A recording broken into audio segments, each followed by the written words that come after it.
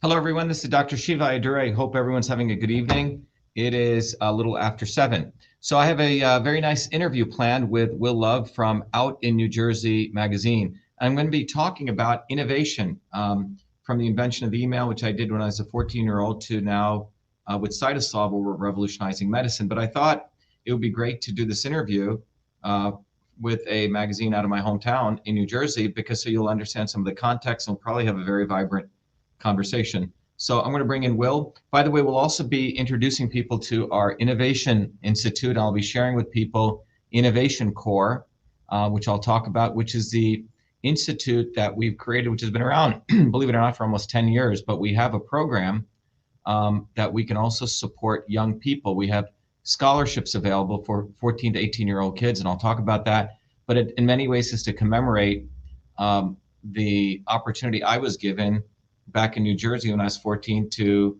give an infrastructure to create email. But let me bring in Will right here. Will, are you there? Yes. Thank you for Hey, Will, how are you? Good. I'm doing well. It's a pleasure to speak with you. I've been following your work for a bit, and I think you would be a very interesting guest for the magazine. And, there's a lot I want to dive into. Yeah, so let's just start. Okay, so before I get on a plethora of subjects I'm planning to speak about, I want to know about growing up in New Jersey. So I was intrigued to learn that. So what was life like growing up in New Jersey, and how, it led to your professional career? Yeah, so, it's interesting. Well, a lot of people don't really know.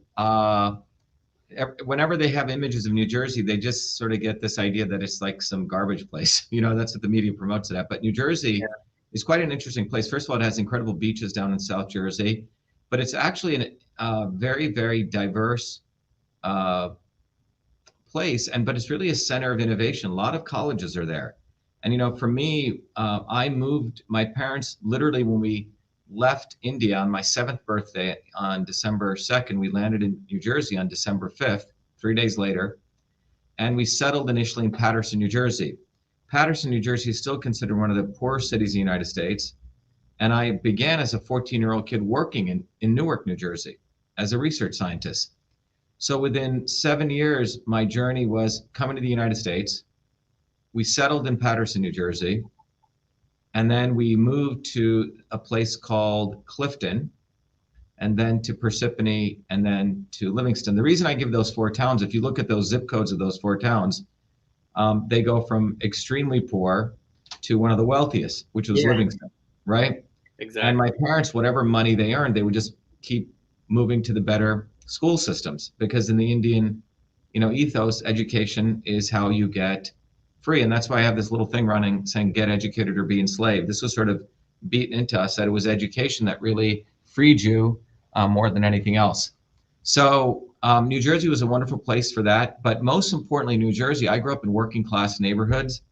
And the lessons I learned were from everyday, teachers are, I learned how to paint really well from a Yugoslavian master painter, learned how to do landscaping from an immigrant from Italy, who was our, landlord.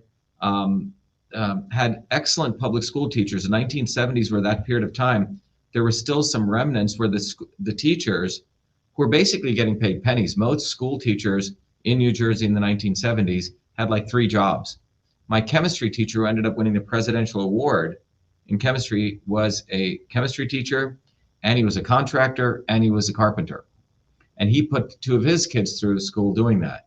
So New Jersey was very, very down to earth, everyday people from similar to where I came from, India. So that's what I was exposed to in New Jersey. But one of the most profound things was that the difference between Paterson and Livingston was quite stark, right? And people look it up. Livingston, New Jersey is where Ivanka Trump and Jared Kushner had their homes, okay? But Paterson, New Jersey is a very different place, economically, et cetera.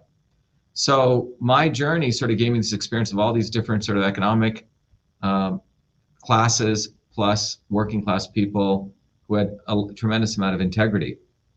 But when I was 13, I got the opportunity to go work at New York University actually was accepted. 40 students were accepted across the country to actually learn computer science in high school. And I was one of those kids, and my mom would drop me off in New Jersey at the Newark Path station. And as a 14-year-old, I would take that train into the heart of Washington Square in New York. Now, if you know Washington Square, New York in 1978, it was just crime and drugs. As I would walk through, people would try to sell you all sorts of things, you know? And remember my first day in New York, I saw 3 guys smashing out of a jewelry store. They just stolen something, and cops were running around. But that was the chaos between New Jersey and New York at that time. But my parents were pretty interesting. I think most parents would not even let their kids out these days to do anything like that. But as a 14-year-old, I was taking the train from New Jersey right into the heart of Newark. Interesting thing was when I used to take that train, there was this big black guy who was watching me, and he was concerned for me, and he ended up becoming my bodyguard and a very, very good family friend. Oh, wow. Yeah. So that was, and he worked in a bronze factory doing moldings, you know, I mean, it was quite extraordinary. So here I would go to NYU, and then he would take me to his factory, and I would see them literally pour like lightning molten bronze. So it was a great place to grow up in. But after I finished that course in NYU, I got a full-time job at what is now known as Rutgers University in the heart of Newark, New Jersey. And because I had a very good independent studies teacher, she fought with the administration at the school and changed the rules so this 14-year-old kid could, while he was in high school, have a full-time job as a research science fellow in Newark. So it's quite incredible. And in that small medical college at that time in Newark, I was given the opportunity to use all sorts of computers. I mean, most computers would be, you know, massive mainframes. And I started doing medical research in why babies were dying in their sleep. Because I had a deep interest in medicine growing up in India, watching my grandmother, who was a traditional healer. So I was writing algorithms, what you would call AI algorithms, pattern recognition algorithms, where if you could watch the sleep pattern of a baby, could you predict when its breathing would stop? It's called an apnea, and that's called SID, sudden infant death syndrome. So I was given this great opportunity as a young kid to write these algorithms. In fact, many years later, I presented a paper in Finland and at the leading biomedical conference. But while I was at that university, if you've been to Newark and you've been to Rutgers there, or if you were there in those days, most universities were very, very segregated on multiple levels. Men and women had very different jobs, looked differently, you know, very clear the rules. Women could only in those days have 3 jobs. They could be a nurse, they could be a teacher, a housewife, or a secretary. So in this medical school, every office, you know, was either the office of a scientist, a medical researcher, or a doctor. And in those offices, they always had someone called a secretary. And those offices were thousands of offices, and they used to be connected by these pneumatic tubes. And they used to have these little tubes that you would send around to send your mail around, okay? And so in those days, how did communication take place? They didn't have really the internet. They didn't really have cell phones. They didn't really have social media. They had 2 things: the physical hardwired phone and something called the interoffice mail system. The interoffice mail system was a system where every secretary on their desktop had something called a typewriter, and something called paper, and something called carbon paper, and paper clips, and the inbox, a physical box, the outbox, the drafts folder, a big file steel case folder. So this was the office desktop that this secretary owned. So if you can just think about that, this was physical instruments. And every secretary had one of these desktops.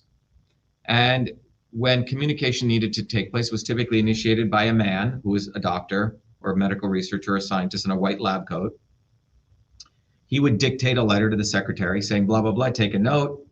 Dear Dr. Blah, you know, here's a resume of someone I'd like you to consider, right? And maybe he would say, you know, put a carbon copy to the HR person, blind carbon copy someone else, right? And the person physically would do this. Take a piece of paper, start typing. If it was a carbon copy, you'd literally take the piece of paper, a piece of carbon paper, another piece of paper, and that was a CC. carbon copy. Okay? You would then attach someone's resume. You would put it in the drafts folder. Your boss would come back and redline it. You would retype it. Then it would go in the outbox. Someone would pick it up, put it into one of these envelopes, put it in one of those pneumatic things, and when it gets sent around. Or you may get stuff in the inbox. Or you may do registered mail, blind carbon copy. So all of these things is how the office worked. Now, I was asked to convert this entire system to the electronic form, which had never been done before on the planet Earth. And the doctors were very demeaning to these secretaries at that time, or the scientists, because who used computers in those days? It was white men with lab coats. The concept of a secretary ever touching the keyboard was unheard of, because you needed to know complex commands, you needed to know computers. You know, in those days, you could send simple, short text messages. That was about it. But that's not email, okay? So I was asked to convert this entire interoffice mail system to the electronic version. And I was quite excited. The doctors would come over to me and they'd say, why are you doing this? This is useless. You know, we just like to dictate to our secretaries. You're going to make us all become secretaries now. So anyway, I wrote 50,000 lines of software code, and I had to get every one of those features, or the secretaries weren't going to leave their typewriter to go to the keyboard. The inbox had to be there, the outbox had to be there, blind carbon copy, the to, the from, the subject, the CC, registered mail, the attachments, everything you see today. Anyway, so I wrote 50,000 lines of code, named that system a term that had also never been used in the English language called email. And I came up with 5 characters because the operating system only allowed 5 characters. It was not an obvious term in 1978. And wrote the user's manual for email, had everyone using it all over the university for email. And when I came to MIT, I was accepted at MIT 1981. The front page of MIT featured 3 kids, and I was one of them for inventing something of note. The president of MIT invited me to his home that year, and he said, you know, it's too bad the Supreme Court doesn't recognize software patents. You couldn't patent software. The legislatures didn't even know what software was. They thought it was written stuff, but they had changed the law in 1980 to allow you to use copyright law to protect software inventions. And the president of MIT told me that. So I wrote away for the copyright notice, filled it out. My parents weren't lawyers like Bill Gates's parents. Yeah. And on August 30th, 1982, I was issued the first United States copyright recognizing me as the inventor of email. So named it email, wrote all the code, have edit feature. So I invented email as a 14-year-old kid. Now, the problem was I never talked about it. Never came out of the closet with that, okay? It was only in 2011 when my mom was dying of a horrible disease. She, in a beautiful suitcase, had saved all of those artifacts, the code, the tapes, everything. And she presented that to me, and a professor at Emerson College looked at it and he said, wow, you invented email. He called his friend at Time Magazine, who wrote an article called The Man Who Invented Email. And it's out there, November 11th, 2011. No one said anything at that point. Then the Smithsonian Museum contacted me. They were very excited. I donated all my stuff to them. It was a big honoring ceremony. And on February 16th, 2012, an article was written in the Washington Post said, Dr. Shiva Ayyadurai honored as the inventor of email. Now, you would think this would be an occasion for celebration. Yeah, exactly. But instead, what happened was the white, liberal, elite academic professors, who are the real racists, by the way, who considered this like a new skull was found in Africa. How could this be? During the 35 years I didn't promote it, they had promoted a guy who looked like a nerd, who actually didn't invent email. He used the @ symbol to attach text to the bottom of a blog post. He could talk about it, okay? A caveman version of Reddit. And that individual during those 30 years had been promoted by a missile defense company who had acquired the company that he worked at as the inventor of email, where they use the @ logo, because they were using that to, you know, win military contracts when they didn't invent email. So when this went into the Smithsonian, it was like a bomb went off. And the vitriol, the anger, the racism, the hatred, that how dare this dark-skinned Indian guy, a 14-year-old guy, ever claim he invented email. I was called an asshole and a dick and a fraud. While I have 4 degrees from MIT, have invented many other things, never even wanted fame. And it was interesting because the level of abuse, I was teaching a class at MIT while running a company, that I endured was unbelievable. People would make jokes, ah ha ha, you said you invented email, Al Gore, or thousands of calls came to MIT saying, how dare this guy say he invented email? And why was this anger there when the facts are so obvious? It's not even a controversy. You see people going on Wikipedia attacking my page and et cetera. Anyway, it took 4 years for me to find a lawyer to sue the media company who called me a fraud, and we ended up winning. We drove them into bankruptcy.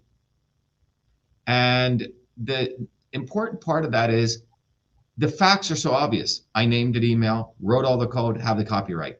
Now, maybe if I was a white guy with blue eyes and my name was Einstein, maybe that's what it has to be, and blonde hair, this would be everywhere. And the level of discrimination here goes very deep. It's not only, I was a dark-skinned Indian guy, but I did it when I was 14, did it in Newark, New Jersey, before I came to MIT. But when I was at MIT and onward, I'm on the front page of many things, have won many awards because I had the MIT brand. But how dare this guy say that he invented email before he came to MIT? You see, this is a real issue. Well, it seems like it boils down to business too. It boils down to the fact, I think you nailed it, Will, is that a multi-billion-dollar brand called Raytheon, which is right down the street over here, which is a missile defense company. Missile sales were tanking in 2007. They had bought another company to do cybersecurity. They needed that branding as though they had invented email. You see, that was their brand. And I think they had made about $270 million just selling cyber. So imagine if you're filing for a government contract and you say, oh, we're the guys who invented email. We'll be able to protect your email. It's a no-brainer. It's a no-brainer for them, yeah. So it's the military-industrial academic complex. The same thing happened to Philo Farnsworth, 14-year-old kid who invented TV. It took him 60 years. He invented it in a small farm in Idaho, very similar conditions, a loving family, a mentor, and infrastructure, which is where real innovation comes from. Innovation does not come from the military-industrial academic complex. It comes from those three environments, and that's what I had in New Jersey, a loving family, a mentor who took me in, and then I had access to some infrastructure in a small medical college. So this is probably one of the most important things, if you want to really talk about real discrimination, is the fact that we have made people think that you have to look and feel and go to these places, and then you're a nerd, and then you're an innovator. That you surely could not invent email in Newark, New Jersey. Yeah. You surely could not do it as a 14-year-old kid. You surely could not do it as a dark-skinned immigrant in Newark. But surely Mozart can write symphonies. That's cool. A white guy who can write symphonies when he's 6. So there's a lot of very interesting lessons, but the fundamental issue was that this was done outside of the bastions of the military-industrial complex. And by the way, it was a Michigan mechanic who created the windshield wiper system, which is called automatic controls, and 2 MIT professors actually stole his invention. The case of Philo Farnsworth is a young kid invented TV. RCA came into his home, stole everything, and started manufacturing because they had the capability. It took him 19 years to win that lawsuit, and he only had 1 year patent life left. He died in an alcoholic. It took 60 years for the United States Congress to now recognize, if you go to the Congress, there's a statue of him as the inventor of email. Inventor of TV, sorry. But these are very profound stories because I've had the opportunity to experience the innovation world before I came to MIT, and then also while at MIT. But my journey really started, in New Jersey. I think that's the most important thing. If it wasn't for New Jersey, if it wasn't for the conditions I had, I probably would not have, done many other things. So that's really the history. And then I came to MIT, right? And went in and out, did a bunch of degrees. But my interest was always in medicine. So I've innovated, I've written lots of papers in medicine and a lot of medical research. We just published a paper in the journal Cancers, where we have now created this technology that came out of my PhD called CytoSolve. And Cytosolve is a revolutionary platform, probably equal or more important than email, that allows us to eliminate the need for animal testing, use the computer to mathematically model diseases, and then using that, imagine modeling a disease on the computer, then testing different medicines or herbs on the computer. So that's fascinating. Yeah, so that's what we've done. In fact, we have a product here called MV25, which we were always helping other companies do. But about 2 years ago, we said, why don't we eat our own dog food? So we literally modeled all the molecular pathways of pain and inflammation, mathematically modeled it, and went through trillions of combinations until we discovered this. And if you want to hear about it, I'll play a little ad for you on it. But that'll give you an understanding of the power of Cytosolve, the power of what it can do. But all of that journey came from Newark, New Jersey for me, where I was doing medical research, building a platform. Cytosolve is a medical platform. That's what it is, for innovation. But it's a communications platform too. I think it's very innovative.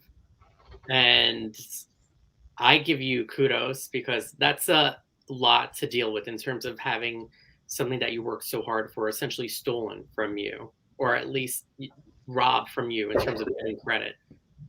Yeah. Yeah. I mean, look, the reality is they were never expecting me to fight back. They thought I would be a good Indian, you see. And the thing that really bothered them in that entire exercise was, why is this guy standing up? And this is one of the areas of race. The real racism is taking people and putting them in little boxes. Yeah, absolutely. And that's something right? I want to So if you are a blonde woman and you're attractive, then you must behave like this. If you're an Indian guy, then you must tilt your head left to right and be humble and take it on the chin. If someone says you're a fraud, you didn't invent email, that's okay. You're not supposed to defend. You're supposed to be a Gandhi, you see? If you're an African American, you're supposed to behave like this, right? And so on. If in order to be smart, you must have a beard and wear glasses and be hunched over and talk with a high nasally voice. And why do I say this? Because I used to literally see people when they came as freshmen at MIT, normal sounding people. Within 6 months after being there, you would see these kids' voices change, mannerisms change, because some of these quote unquote nerd professors would talk like that, as though that was the etiquette for being intelligent. So almost like a casting call. And here, I grew up in New Jersey. We were on division, the #1 division.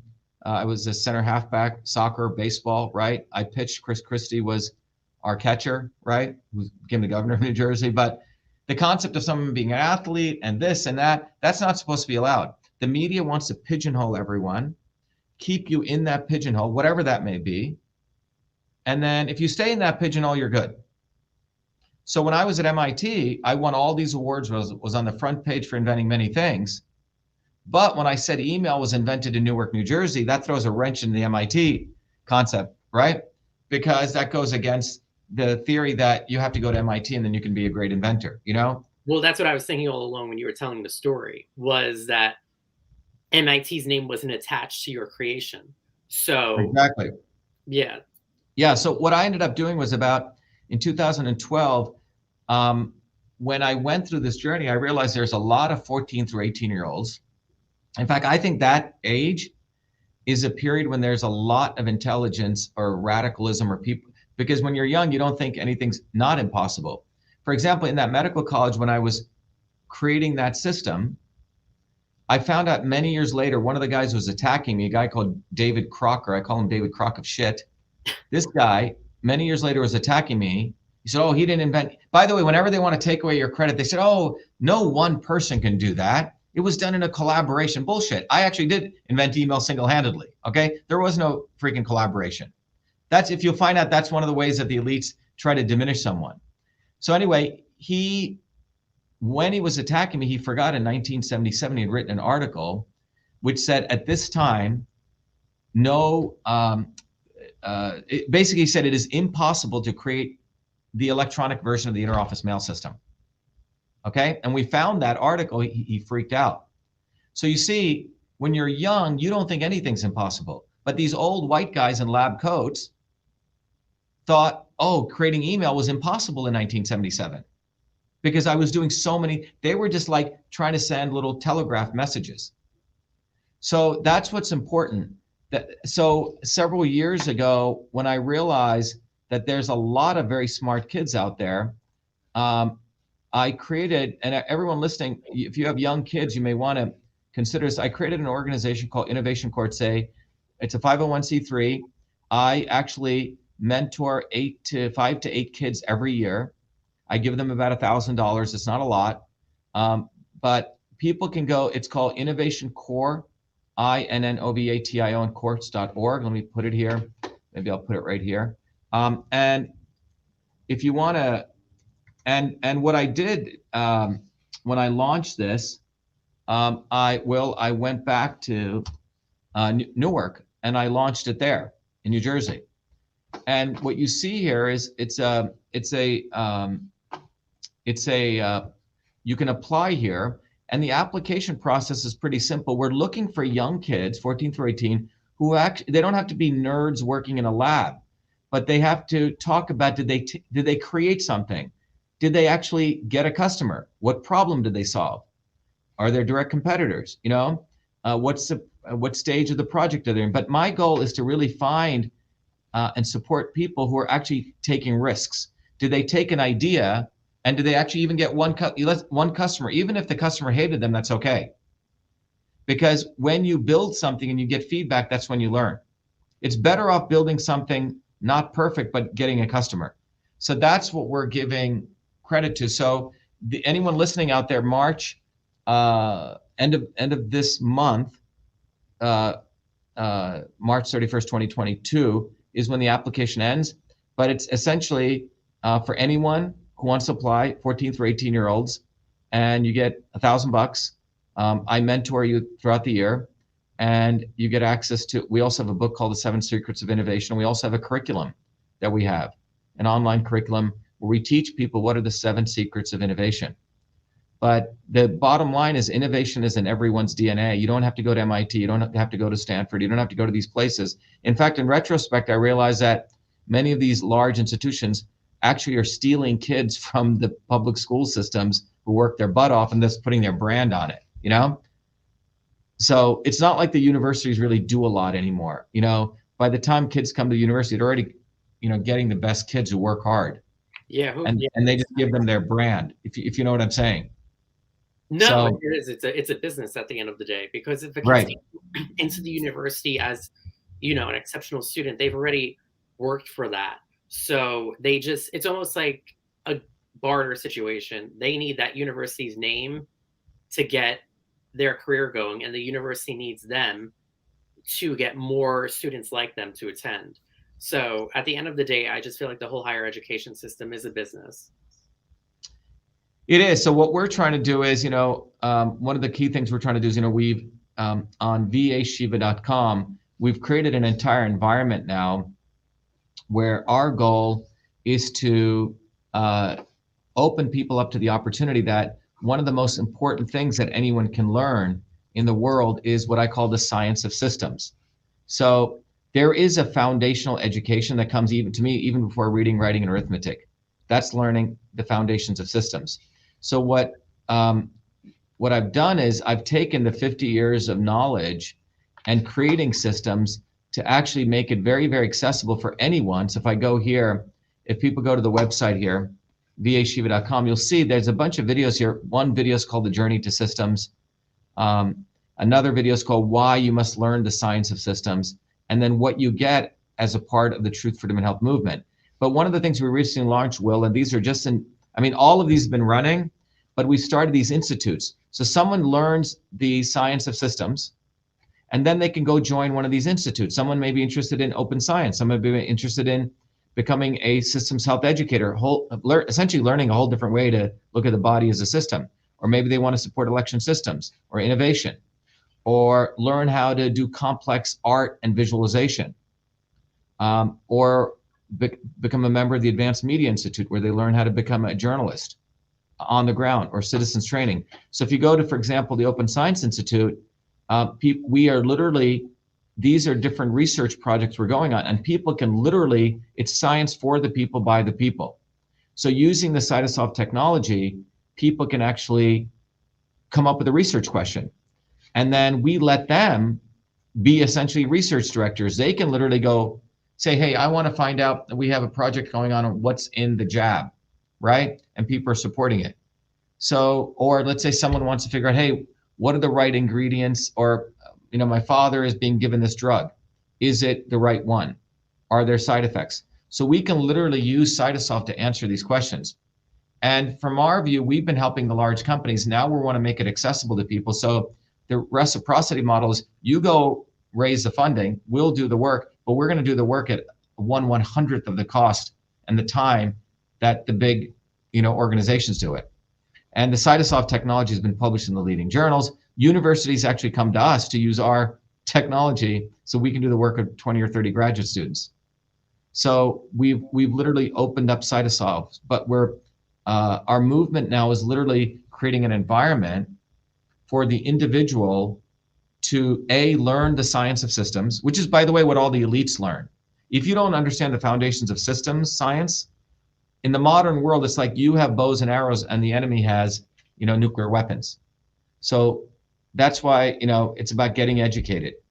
And that's through the science of systems. Step one. Once you learn the science of systems, we've also built an online community, independent of big tech. You can interact with other people. Then you can become an activist. We teach you how to do that. You can, deliver solutions. So we essentially have all these arsenal of solutions that people can now say, hey, I think something's wrong in my city or my county with the audit. Well, we give them tools to go do audits. Okay? We teach people how you can actually be a citizen journalist. We're teaching people how you can actually understand the body as a system, essentially become your own doctor, which is what Hippocrates said we're all supposed to do. In fact, we have many medical doctors and nurses who go through our training, and we certify them, because doctors and medical healers don't learn the body as a system, they learn it as parts. So everything begins with the science of systems. I think this is very educational and something that people need today. Yeah.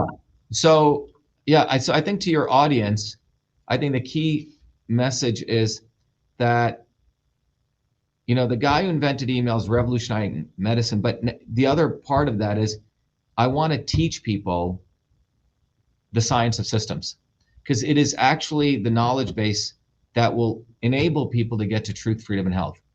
Without this knowledge base, it's all just bullshitting people. You're just sort of being an activist, you're trying to fight, but you really don't have the real tools to fight. The science of systems is a tool to fight for a better world. It's a tool to fight for your better body, your better health, understanding everything in and around you. So it all begins with the science of systems. Wow. So now I have even more questions than I originally did, but let me do you mind if I just do a quick break here? No, that's fine. Yeah.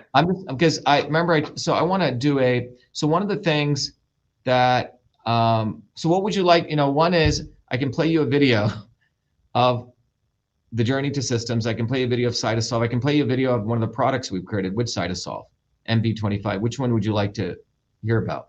The product, MB25. Okay. Let me play that. So essentially the backdrop in it is, in 2003, I created this technology to model essentially biomolecular pathways on the computer. We helped a lot of different companies. We've helped major, companies out there. And then about 2 years ago, we said, wait a minute, we now have all these mathematical models. Why don't we go after pain and inflammation? Could we create a product that could essentially challenge some of these other products, but, come from natural ingredients, okay?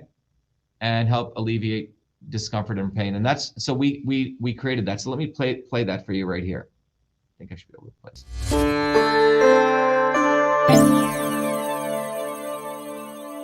Who would have ever thought someone like me would invent email and create CytoSolve to revolutionize health for personalized and precision medicine, a system for delivering the... 1 second, that's the CytoSolve one. Let me play, this is MB25. Millions of people suffer every day from painful discomfort and swelling, But most pain medications come with harsh side effects, and many alternative supplements have little scientific backing. That's why we at CytoSolve created MV25. MV25 was formulated using the CytoSolve Computational Systems Biology Platform, a technology for precision and personalized health invented by Dr. Shiva during his doctoral research at MIT. This formulation is the result of computing trillions of potential combinations of biomolecular interactions derived from thousands of peer-reviewed scientific papers published across 4 decades by 68 research institutions to discover an optimal synergy of compounds that downregulate biomarkers of discomfort and normal swelling. Hi, I'm Barbara Ann. My hands would cramp up so that I couldn't hold cards or knit or crochet, and they would go like that. And I'd have to use this when I played cards with my grandkids, and I started taking that MV25. After a bit, I was able to hold cards in my hand, very, very little cramping, hardly at all anymore. MV25. Hi, my name is Sandy. I'm a Taekwondo instructor. I tore my ACL during Taekwondo. I had a lot of pain and limited mobility. I've been taking the MV25 for about 6 months now. After the first week, I noticed a big difference. After the second week, almost literally no pain. My name is Jeremy, and I suffer from a lower back problem. Hurt my back at work years ago, and I can go to the chiropractor, do all kinds of different things, and nothing seems to help. And I decided to try MV25. I didn't notice a difference immediately, but within a few days, the pain went away, and it stayed away. I've continued to take it, and even when I do things that I shouldn't do, it seems to go away a lot quicker than it ever did before. MV25 is certified clean, 100% non-GMO, made in America, and GMP certified for good manufacturing practices. MV25 is CytoSolve optimized, which means that this formula has been engineered to maximize benefits while minimizing toxicity based on current research curated by CytoSolve. As the science advances, so will this formulation. This is our promise. Order online at mv25.life. Consult your doctor before taking any supplement or medication and use as directed. MV25.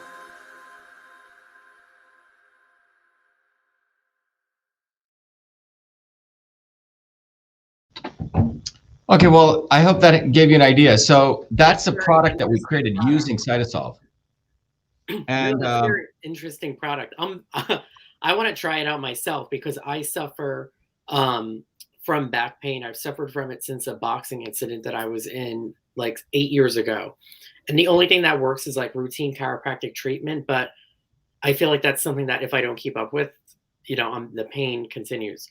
So, yeah. But the interesting thing here is the science is changing, and one of the opportunities we have with this technology is as new science comes out, we can keep testing new things, right? And in the traditional systems of medicine, they wouldn't even give you one herb or one compound. They would always do mixing. It's called alchemy. So the real art, so in many ways, medicine is an information science, but it's also an art. So what CytoSolve does, it helps us bring that together. We're modeling the molecular pathways, and then we're figuring out combinations. So it's, the sum of the parts is greater than the whole, right? Or the whole is greater than the sum of the parts, right? So that's what we're finding. That's a concept called synergy.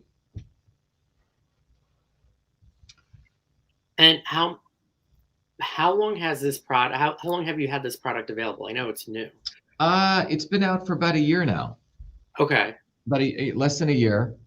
And the critical thing about it is that both of the ingredients that are coming from, they're coming from natural ingredients, flavonoids. The whole area of bioflavonoids in nature is not fully appreciated. The stuff in the skin of fruits, right? Let's say on the skin of a lemon or vegetables. The active components in there are very, very powerful. That's why in traditional systems of medicine, they would use a mortar and pestle, right? They would grind these things. What they were doing was refining them to get the critical ingredients that you could use. So that's essentially what we've done. We've done alchemy here using CytoSolve as an engine.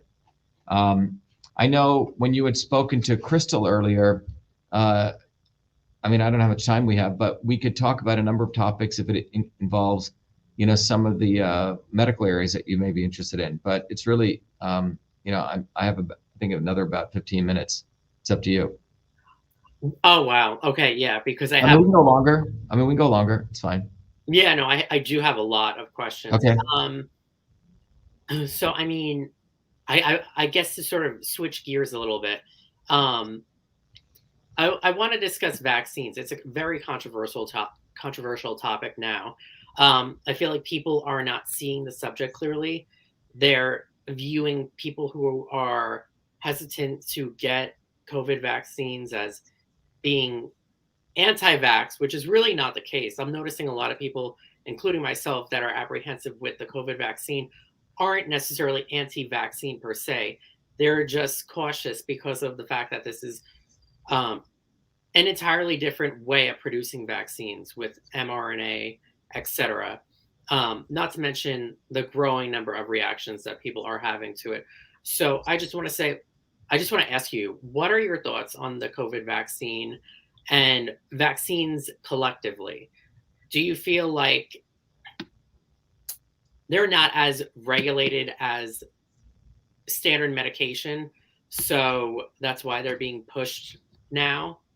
But you could answer that.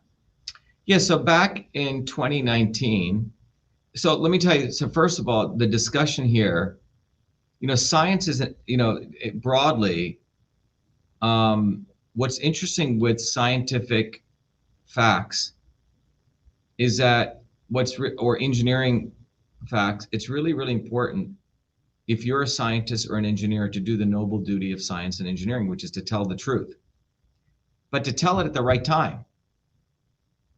Okay? Not after the fact. Do you follow what I'm saying? So let me explain this. So if you're an engineer and you knew the space shuttles, the O-rings were going to blow up and they were never tested for extremely cold temperatures, it would be important for you to tell and take the heat and be a real hero before the space shuttle took off.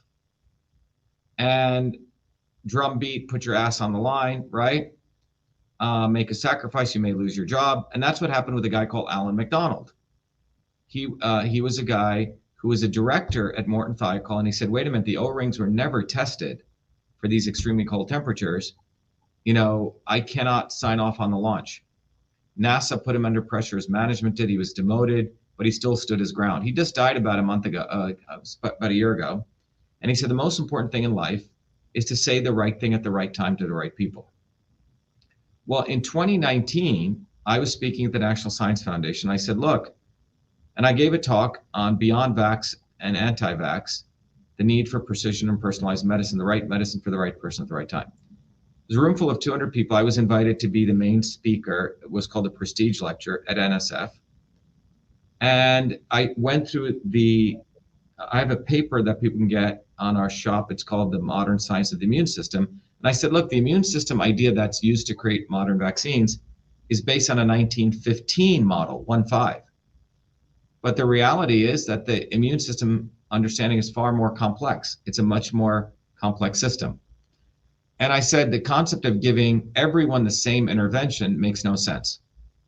No one had a problem with that. When Fauci started doing this stuff in January, I was a lone guy out there who first exposed him. We started the Fire Fauci campaign. I didn't see Robert Malone there. I didn't see Robert Kennedy attacking him then. I didn't see any of these doctors, even though they knew it was wrong. It wasn't fashionable then to attack Fauci. But I knew he was a complete fraud because I have a PhD in biological engineering. I've studied this stuff, and I know the military academic complex, where Fauci's been a bureaucrat for how many years, 40, 50 years. He controls the flow of money. And I've always maintained my own independence, not like most of the people in academia. So I was able to go at him and expose him. So, and I base it on a fundamental notion that it's about precision medicine. It's not about vaccines or anti-vax. It's about what's the right medicine for the right person at the right time. Well, it's only now 3 months ago, these guys were like Robert Malone and 6 months, these doctors come out. Well, you're too little too late. You're not a hero. You already have 80, 90% of people, jabbed, and now you're coming out. So you want to be the guy who says, I was with pharma, and you want to be the hero. No, you don't get it that way.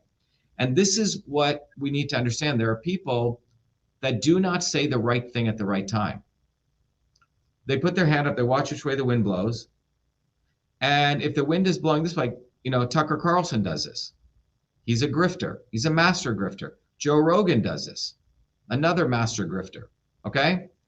In 2014 and 15, I had just written 5 scientific papers clearly showing that genetically engineered foods disrupt biomolecular pathways at the plant level, and glutathione levels will go up, formaldehyde will come up. Many people called Rogan and said, you should have Dr. Shiva on.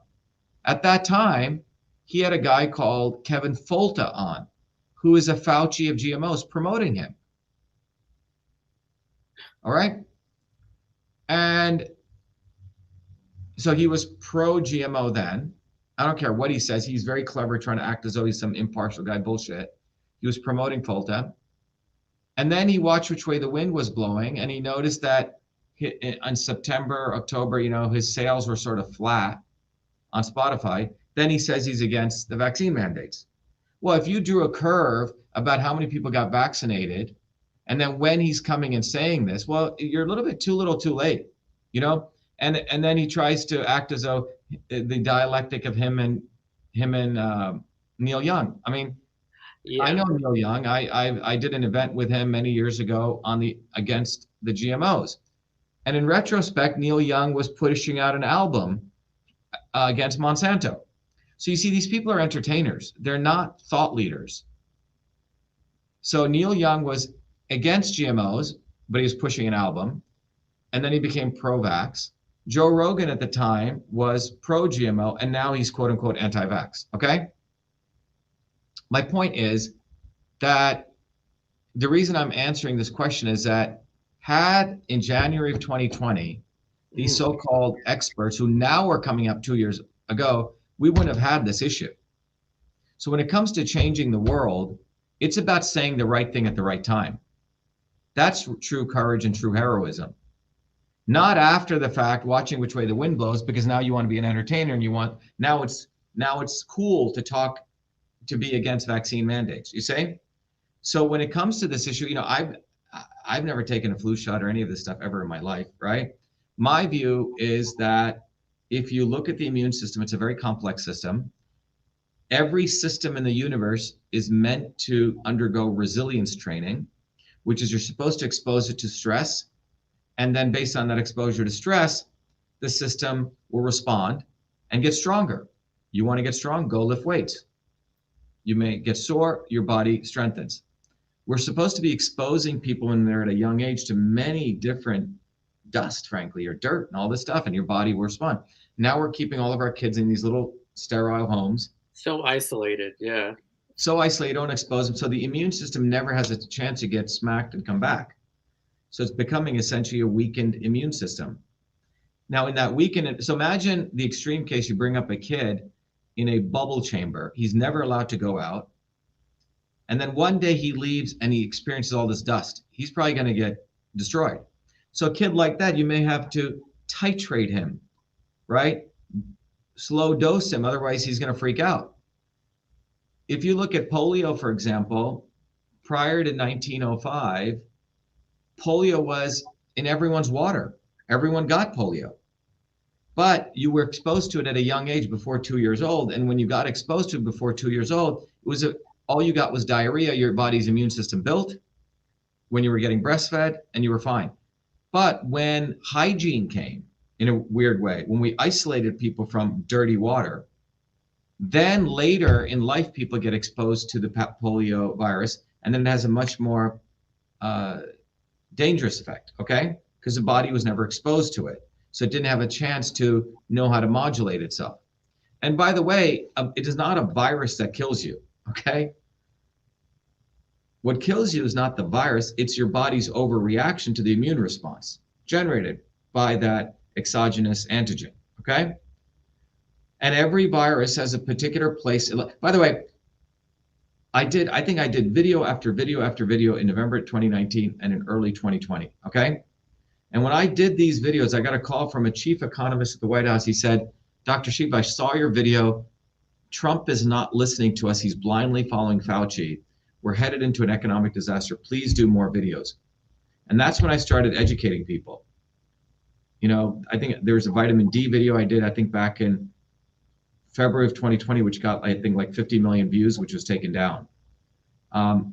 So the issue is, what I feel good about was we did the right thing at the right time.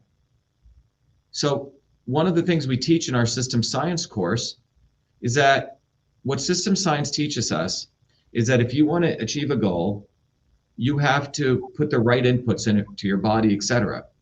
But you also have to understand there are disturbances that come on our way. So if we want truth, freedom, and health, there are people who oppose that. And the biggest people get in our way is not the Faucis, but it's the not so obvious establishment, Will. The people who claim they want to help us. The people who run the Breast Cancer Foundation. The people who run Children's Health Defense Fund, the Robert Kennedys. The people, the Donald Trumps, who claim he wants to help us, but didn't do what he didn't lock Hillary up. He didn't do. Yeah, that's another thing that I wanted to talk about you. I know a lot of people who are opposed to these mandates, whether it be vaccine or mask, etc., are very pro-Trump. And while I appreciate the fact that, you know, Trump wants people to have the choice, I also feel Trump was the one that pushed the vaccines from the get-go. So if these mRNA vaccines specifically, so if people do start having adverse reactions from them in the coming years, and, you know, they discover that it's been causing more harm than good to all these millions of people who've gotten the shot already, well, it's essentially Trump's fault because he was the biggest pusher of this under the guise that it would reopen the economy.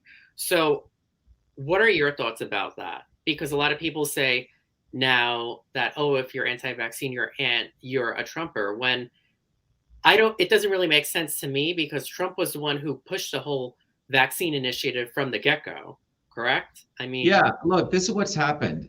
The everyday people, working people, want truth, freedom, and health, okay? What's happened is the establishment in power does something very, very clever. And listen to this very carefully. They create, the biggest disturbance they create, the distraction, is they create the dialectic in any situation. They create the pro and the anti. So we get lost in the pro and the anti discourse versus looking at what the real solution is. So Trump comes in, I'm gonna have a long discussion on Trump, but Trump came in under the guise of locking up Hillary, you know, getting rid of the swamp and so on, right? But he brought in the biggest swamp creatures of the planet. Bolton, you know, Rex Tillerson, you can go down the list, okay?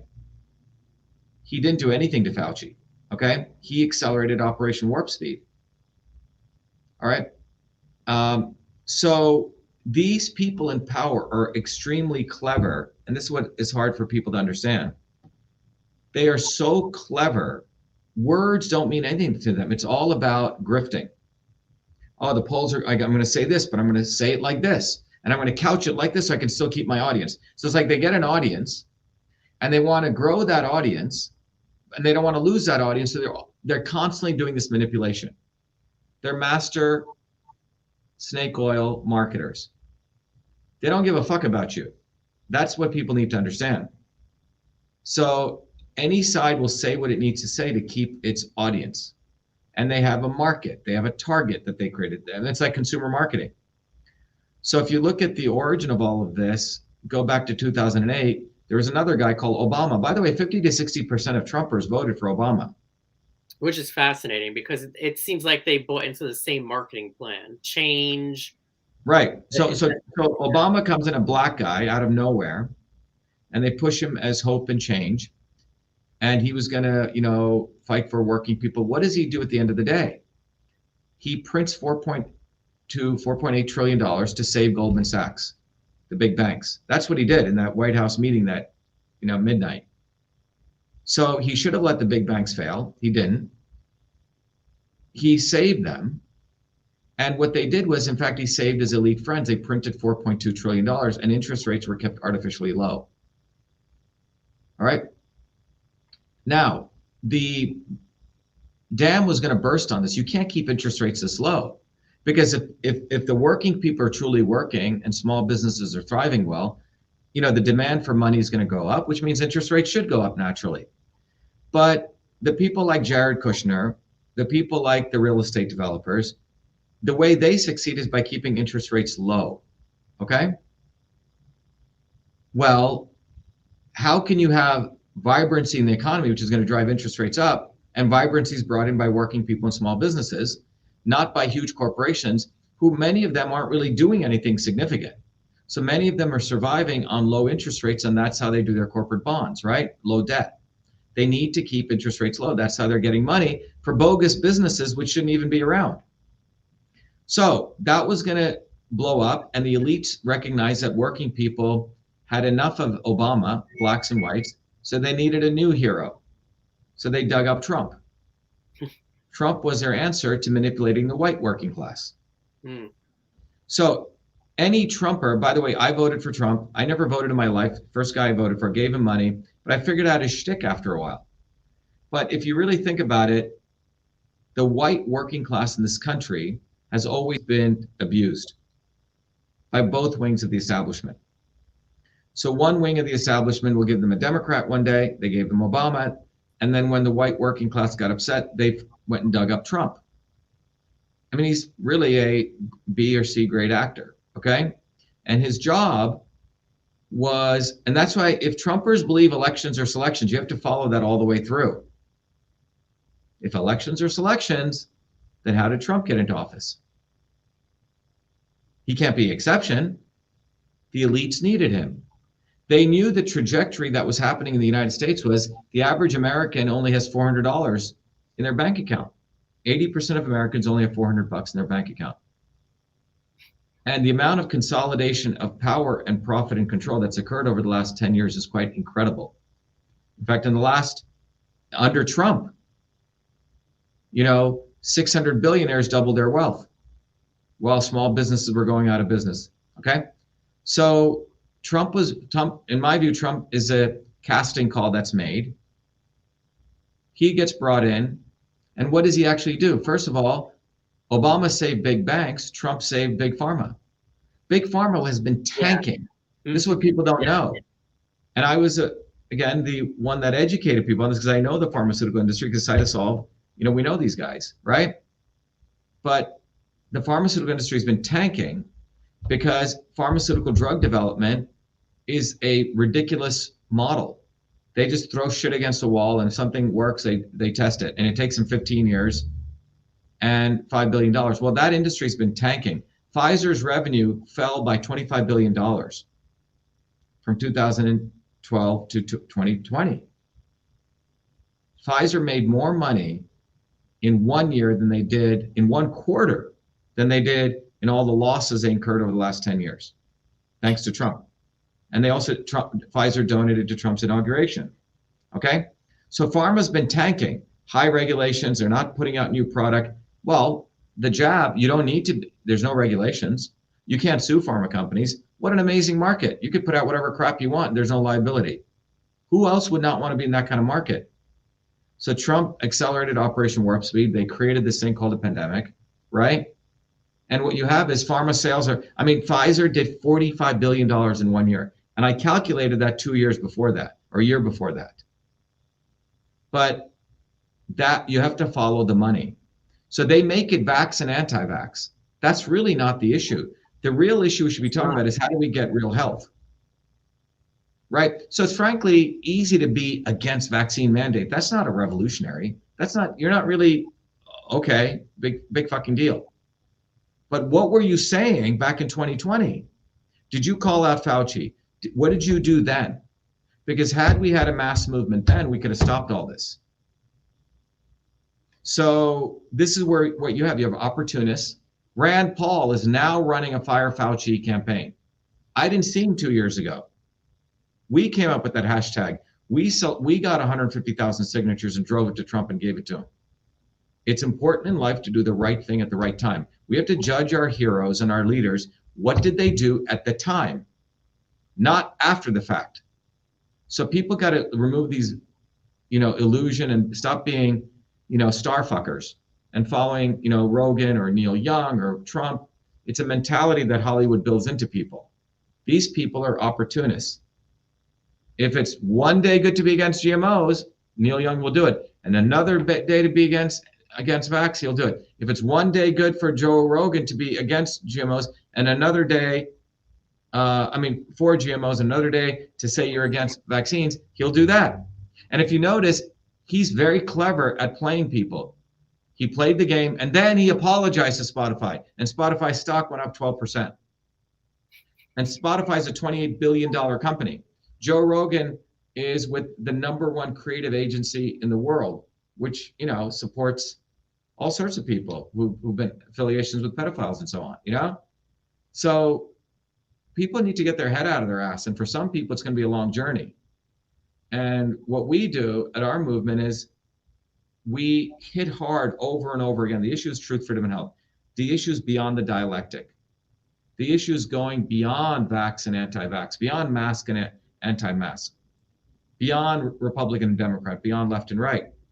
A systems approach says, okay, in any issue, what is a real solution? It's not about pro-racism and anti-racism. The real issues, we don't have infrastructure in the inner cities. No one wants to solve that, because you solve that, racism goes away. Yeah. Okay. When it comes to the vax, anti-vax, it's about public health and the right medicine for the right time. When it's vax and mask and anti, it's really about the mouth. You put a mask on your mouth, you're affecting your oral health of this. It reduces pH, right?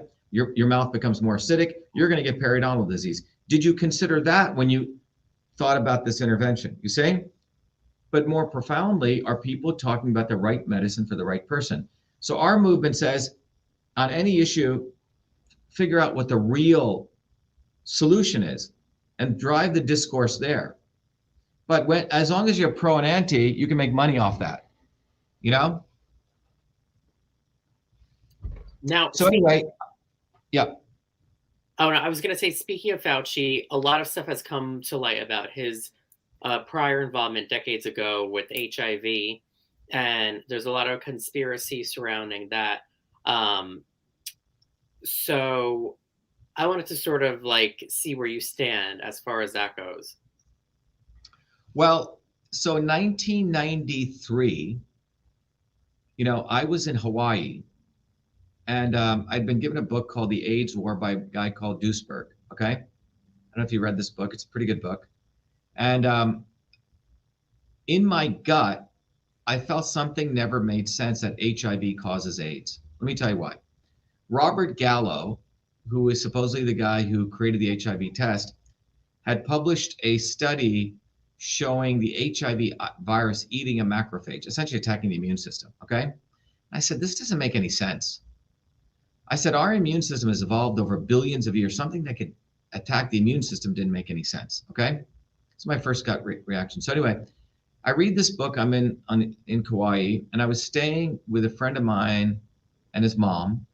And the book basically says, by the way, Robert Gallo was Fauci's contemporary, who was exposed. You can go read in the front page of the New York Times for serious scientific misconduct. He had bullshitted data. Okay. Guess who came to his rescue? Fauci. All right. Now, in the analysis Duisberg did, he took the first 87 AIDS patients, and everyone should go read this. And he said, and by the way, Robert Duisberg had won. Was at that time one of the most esteemed scientists, had won every NIH award, was nominated for the Nobel Prize, professor at Berkeley for discovering retroviruses. Okay, so he's not some schlock. So Duisberg goes and looks at the first 87 AIDS patient cases, and he finds out. By the way, there's still not to this one day one paper showing directly HIV causing AIDS. Okay, and at that time also. So using Koch's hypothesis, it's called, okay? So Duisberg, however, found out there were nearly 200 papers showing that amyl nitrates cause immunodeficiency. So what is AIDS? AIDS is when your T cell count goes below, let's say 70, which means your entire immune system is compromised, okay? Now your immune system can get compromised in many ways, many ways, okay? So there are 200 papers written saying amyl nitrates, which are known as poppers. In that time in the gay community, people would take poppers to prolong orgasms, okay? And it was a fact in the 70s, you know, there was a lot of, you know, one gay person would not just have one partner, but many partners, okay? That was the culture. And it's no discrimination, it's just what it was. So poppers were being heavily used. And there are 200 papers showing that amyl nitrates, because if you look at, it's a benzene ring or carcinogenic, and it can destroy your immune system. So if someone is doing massive hits of poppers, you're going to destroy your immune system. So if Duisberg found was nearly 90% of those 87 AIDS cases were heavy users of poppers, okay?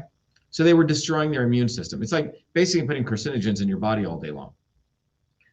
The second set of people Duisberg found were people who were IV drug users. It's not from the needles, it's the actual heroin and the drugs. You're taking so many drugs that it's destroying your immune system. And then the third group were people who are getting transfusions. And again, people say, aha, you're transmitting the virus through the needle. No, what's happening is if someone gets a blood transfusion, God forbid you have to get one, what does the hospital do? They give you immunosuppressive drugs. They have to suppress your immune system so you can get someone else's blood because you don't want your body to react to their blood. So they actually lower your immune system. If you get 2 blood transfusions in a short period of time, your body, you have to go into the ICU because your immune system is that of an AIDS patient, okay? So the woman I was staying with was the mother of my friend, right? She's the one who gave me the book. I said, and she said she had AIDS. And I said, wow, so you're not taking amyl nitrates. You're not blood transfusion. So were you a drug user? She goes, yeah. She goes, Shiva, I was a heavy heroin addict. Okay. And in fact, there's a movie I think that came out with, what's his name, Matthew McConaughey, that talks, right?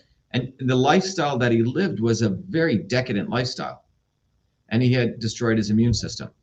And then he goes to, you know, there's a whole story of how he works his body back up. The point is, when Duisberg came up with that, he was vilified.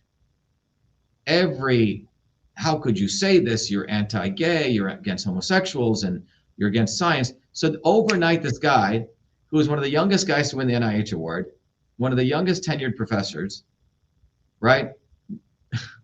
Nominated for the Nobel Prize, gets, you know, blacklisted, okay? My sister is an MD. When I brought this up, she goes, oh, you're an idiot. There's no way this could be true. And then over the last 10 years since then, they started calling it AIDS-related diseases. They were forced to separate HIV with AIDS, because there's a lot of people who had HIV who didn't get AIDS. And in fact, the CDC statistics are kept so horribly that they actually have, when someone gets AIDS, let's say you don't eat well for 30 days and you take a lot of drugs and you're staying awake, you're going to lower your immune system. It's obvious. You're going to get all sorts of viruses, CMV, this virus, that virus, syphilis. Well, the CDC only was recording HIV always. Your body was infiltrated with many viruses. Yeah. Then they did a correlation. Oh, your T cell count's is 70. What virus? HIV.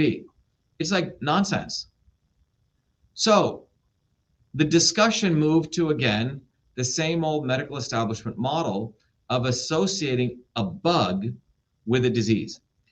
And this has been the history of medicine over the last 100 years, as we got better and better at using microscopes and detection.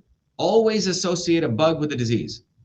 Oh, you got scurvy, that must be because of hygiene. Oh, you have pellagra, that must be because of those Italians are carrying bugs, okay? And so on. So every time you had a problem, must be a bug. And now with these high-powered microscopes, you could always find something in your body that you could correlate to some disease you had. Okay? So now people are very clever. So, there was, AIDS became a massive industry, right? Nonprofit industry. AZT, which was a drug, which was a cancer drug, which was a failed drug under the Nixon administration, was pulled to use for AIDS, and it killed a lot of people. A good friend of mine died of it, okay? So the reality is we don't talk about strengthening the immune system. We don't talk about the things that destroy your immune system. We talk about always saying, this bug must cause this, therefore kill the bug. There's so many bugs. You have 380 trillion viruses in your body right now. You have 60 trillion bacteria. You're a walking jungle of bugs. The issue is, how do you build a resilient immune system? And that discourse is not taken because that leads to nutrition and health and, learning how to not be sick, right? But as long as war and sickness, you profit from war and sickness, you're not going to teach people how to be healthy. So the real opportunity in the discussion about AIDS and HIV is to recognize that they're decoupled. You could have AIDS and you don't have HIV. You can cause AIDS in someone like that if you want to. Give them, make sure they don't eat anything, eat crap all day, and take IV drugs all day. Don't get any sleep, party all night, and you're gonna destroy your immune system, guaranteed. You're gonna get all sorts of bugs in you, okay? So that's what people need to discuss. But if you discuss that, the establishments, particularly the big pharma industries, has gotten so good at branding a social cause to distract attention. Yeah. Let me give you an example. Many, many years ago, 1996, one of my companies, EchoMail, was a company that could automatically analyze email and figure out crises that were emerging. I remember I had a meeting with a guy who was working for the #1 PR agency called Burson Marsteller, okay? Go look them up. They're the #1 crisis management firm. And, we went out to dinner, and he was boasting about his great ways that he'd saved companies during crises. And I said, give me your best example. He goes, oh, Eli Lilly. He goes, I saved that company. Eli Lilly makes Prozac, okay? He said when he met them, Eli Lilly's sales were going down and they were in a major crisis. No one was buying Prozac, their leading drug. I said, what did you do? He goes, well, first of all, I went in and I changed the branding of their company, not from like, we're a drug company. I forgot what it was like, but we help the world. Then what he said they did was they went and started a nonprofit. In fact, 2 nonprofits, I forget one of them. One of the nonprofits was to stop women from being battered. Okay, sounds all good. And that nonprofit would take out full-page ads in major newspapers and magazines saying, is your husband beating you? Do you know a friend whose husband is beating her? Make sure the husband is taking Prozac. Okay? So they position themselves as someone who's fighting for battered women. But what they really did was push Prozac. Okay? So there are people who say, oh yeah, we stand for gay rights, Let's get AZT out there, we got to fight AIDS. They conflated AIDS with HIV very cleverly. And AZT killed a lot of people. And we never addressed the problem of boosting people's immunity. That was never discussed, or lifestyle, right? So the pharma companies, in fact, made it that you were against gay people if you even brought that up. You see how clever they are? Or you're against battered women if you question people taking Prozac. Yeah. So it's intimidation because it's called cause-related marketing. Many years ago, when I used to do consulting for a company called Gateway Computers, I met the guy. He was a professor of marketing who founded this concept called cause-related marketing. It is where companies take on a cause, okay? Like, we support the whales. They may not give a fuck about the whales, but They say they support the whales to distract attention from some other pollution that they're doing over here. They're causing, exactly. Okay? So they say, oh yeah, we got to stop battered women. But they're pushing Prozac. Oh my God, we care for the gay community. You know, we got to stop AIDS. So this stuff is very, very cleverly done. And people need to understand that, you know? That sort of ties into something else that I wanted to discuss. So recently there's been this big push the past several years, this big marketing push I see on almost every social media app I go on. And you know how that whole situation is. They know what type of person you are, so they advertise things towards you. PrEP. And I feel like, I'm sure you're familiar with PrEP that they're pushing now, because they say like, yeah, if you take it, there's a big chance, there's like a 90-something, almost 99% chance that you won't contract HIV, etc. But me and my friends have spoken about this for years. I mean, I never took it, but you have to take it, but yet you need blood work every 3 months because they need to monitor your kidneys. So, and there's been a lot of like discussion that it could lead to kidney damage long term, in conjunction with the fact that there's like a lot of people thinking that this is going to give birth to some super HIV or some super STD. So what are your thoughts on that? Well, look, if someone's telling you to take it's basically trying to tell you to take a prophylactic, right? To prevent. Yeah. You know, go back to first principles. If you look at any system in the universe, systems are designed to be tested and come back stronger, okay? The issue is, do you have a strong system? It's called resilience. And that requires, so when you take the immune system, the cardiovascular, I mean, take your cardiovascular system, you're supposed to work out. Suppose you don't exercise at all and you don't use your heart's going to weaken, right? If you don't work, your muscles are going to weaken. If you don't work your immune system, it's going to weaken itself. So you have to go back to first principles, Will.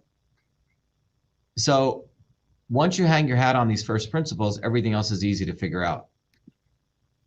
So that's my answer to that. So if you're not strengthening that system, and that's not the main focus, and you're trying to think, I'm going to give a prophylactic to what? Is it really going to strengthen the system, right? So that's really the question. What I want to do is I just got a text. I'm just going to play. So this point of a systems approach to life, I'm going to just play a quick video. It'll help you understand where I'm coming from. Hold on. Let me just play this here. We have allowed our country to be taken over from within, and the end goal is you will have a homogenized world where we will become slaves, because there is a condition among the elites that really thinks they're better than you, deep down inside them, that you don't deserve the freedoms you have. They don't. This reality is what people need to wake up to, and we need to all unite, working people. There's only one movement that can do that. And that is the movement that we started creating here in Massachusetts, the movement for truth, freedom, and health. Look, I've been a student of politics since I was a 4-year-old kid, studying revolutionary movements, left wing, right wing. There's a physics, there's a nuclear science to destroying the establishment. To build a bridge, you need to understand Newton's equation. You need to understand the laws of gravity. You need to understand Poisson's ratio. There is a way to build a revolution, and that's why I put this together. My goal is to train an army of truth, freedom, and health leaders. We don't need followers like social media. We need leaders, but they need training, because the educational system does not teach them history, nothing. So in 3 hours, that's what I've started doing. That's the solution. We got to train people. First, with understanding what a system is. The second is understanding the interconnection between truth, freedom, and health. Freedom is the ability to move freely, communicate freely, right? Talk freely. Without freedom, you cannot convert ideas, hypothesis into truth, which is science. And without freedom, you can't really get to truth. And without truth, you make up fake problems and fake solutions, which means you destroy our health. And without health, which is the infrastructure of us and our body, you can't fight for freedom. Third concept is it has to be bottoms up, working people, people who work uniting. And what the right wing has done is whenever you say working people unite, that must be communist. Meanwhile, they've let the Democrats run unions, which suppress workers, completely corrupt. But when you look at the arc of American history, it's been when working people came up. We need to go local. Every solution I'm coming up with as a part of this movement, we're giving the science, which is the truth, and then we tell people what they can do on the ground. Like with election fraud, you don't need to wait for some lawyer. Our goal is to train people, Dave, to go local, to go local, to go local, fight locally. Forget lawyers, forget politicians, forget celebrities. You got to learn politics, and there is a science to it. They lock us down, we should be ready to shut them down. And the fourth part of this principle is a not so obvious establishment. So when you look at a system, there's always something that disturbs you from getting to your goal. Well, the biggest disturbance is a not so obvious establishment, which are those people who claim they're for you, on the left and the right. The Al Sharptons who tell black people I'm for you. The Tucker Carlsons. Do you think any true anti-establishment person will ever be on Fox or CNN? I don't think so. They both mislead working people back into the establishment. Without this solid understanding of political physics and theory, you're screwed. You're going to follow on the left wing, Bernie Sanders. Oh, he said something. Or Robert Kennedy. Scumbags. Or you're going to follow, some right-wing talk show host. They're not going to lead us to liberation. It's us.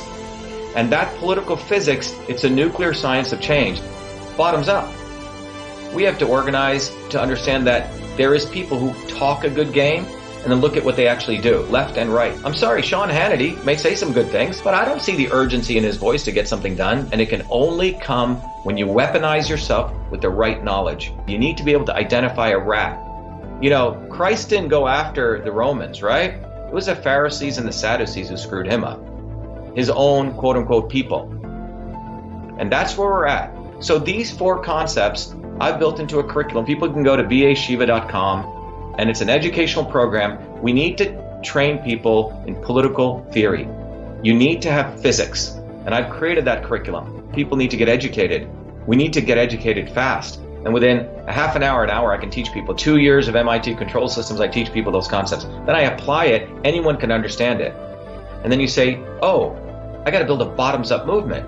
They have to get politically astute, and then they have to go locally and act, not sit there on social media. They have to act locally, defy locally, do civil obedience locally, but with knowledge on how to build a movement. The Senate campaign's expanded to the Movement for Truth, Freedom, and Health, and they can find it on V as in Victor, A, Shiva, VAShiva.com, so people can sign in. They can get access to a bunch of videos. If they want to take a course and become a Truth, Freedom, Health leader, I offer a full scholarship there. But we want people to make a commitment that they'll study, that they'll get certified, that they'll go do activities on the ground. So go to VAShiva, Victory America Shiva, VAShiva.com.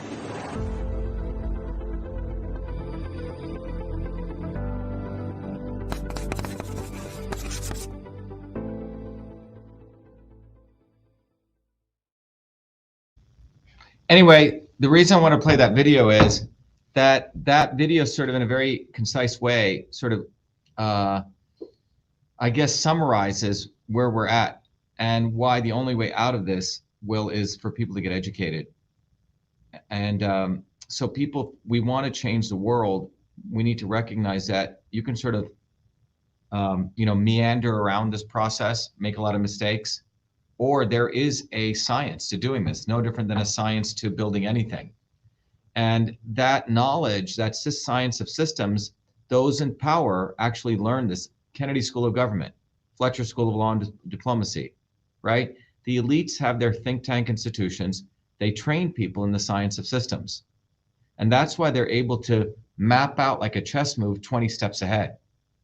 And so when ordinary working people see all this stuff occur, or everyday people, they're all confused what the hell's going on. But all these points were mapped out because it's the science of systems. And if people don't believe me on this, there's an organization called the Democracy Fund, started by a guy called Pierre Omidyar, who's the guy who started eBay, multi-billionaire. And he funds a lot of the neoliberals. By the way, there's a difference between classical liberalism, and what you call today neoliberalism. Neoliberalism is essentially fascism, covered in some statements that you want to help people or something, right? But Democracy Fund is a neoliberal organization. If you go to the site, it says, it's really important to learn systems thinking. Jay Forrester, one of my mentors, who is known as one of the fathers of system science, he wanted to teach systems thinking at the kindergarten age. So we're in a world now of complex systems.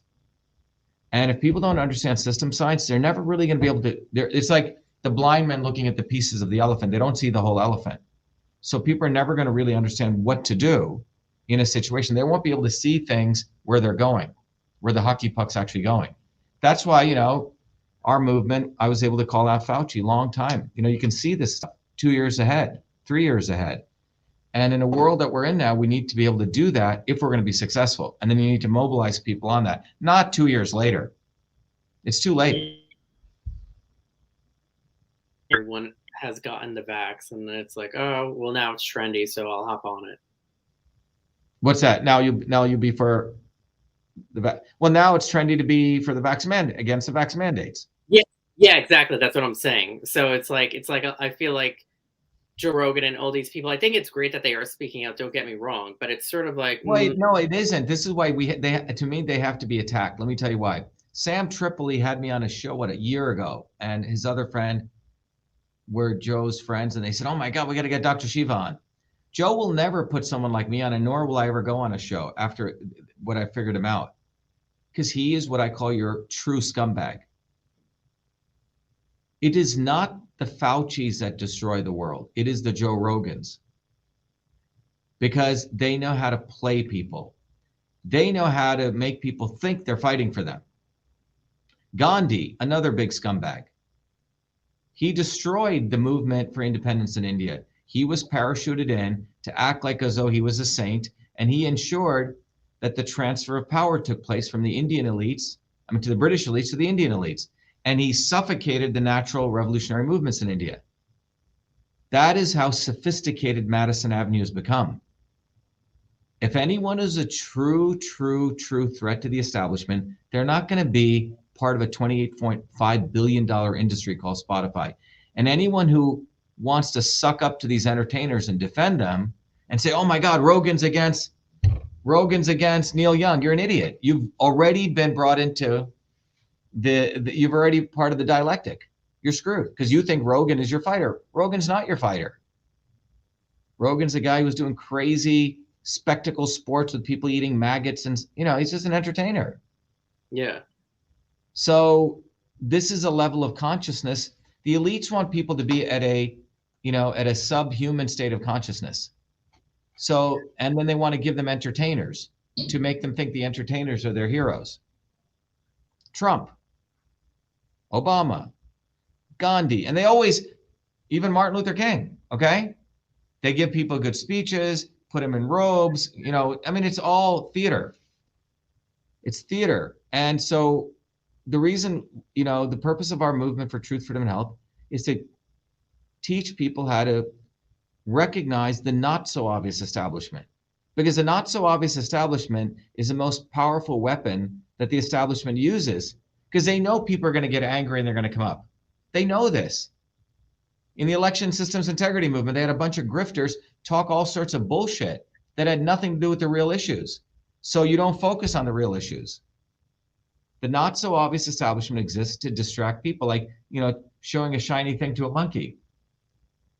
So people have to make up their minds. Do they want to be subhumans, or do they want to be human beings?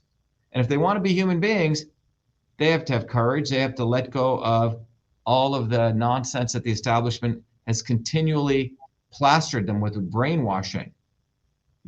Celebrities are supposed to be your heroes. It's just, you go to a country like China, it's not I support their members of their government are engineers, scientists. Yeah. They see 1,000-year plan. Our politicians can't even see 1 foot ahead. Trump didn't even know where Finland was. He thought Finland was part of Russia. Okay?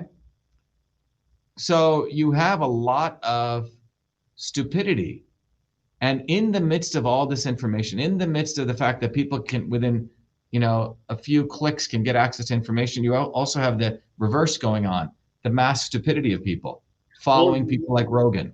Yeah, and I just think it's ironic because, so using TikTok as an example, it's banned in China, but yet it's the most popular app here. Yeah. And it's sort of like, well, why would it be banned there, but yet it's here? And people's attention spans are already extremely short, and I feel like it just caters to, diminishing people's intellect. Yeah, it's very well engineered. But that's why they create they want Biden versus Trump. Then maybe if that doesn't work from an entertainment show, it'll be Trump versus Hillary, right?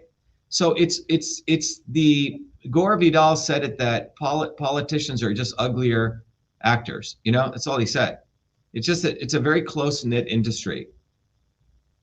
And the only way out of this, as I said in that video, is to build a bottoms-up movement. And that means you have to get educated. That means you have to learn the science of systems. Well, right now, as far as I know, there's only one movement in the world that can do that. It's our movement for truth, freedom, and health. If there was some other movement, I wouldn't be doing this. I'd be vacationing. I'd be doing other things. But there is no other movement. And it is the only solution. And we've put together that in a framework that I hope everyone takes advantage of. And, you know, so for people, you know, where I grew up in New Jersey or I grew up in India, working class people, it is ultimately working people who get screwed. If you look at what's going on in Ukraine right now, you know, the reality is that, you know, it's imagine a big mobster versus a small thug. Okay.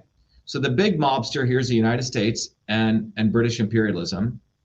And in 1990, there was an agreement struck between, you know, Russia and the United States that NATO would not take 1 inch to the east. Okay.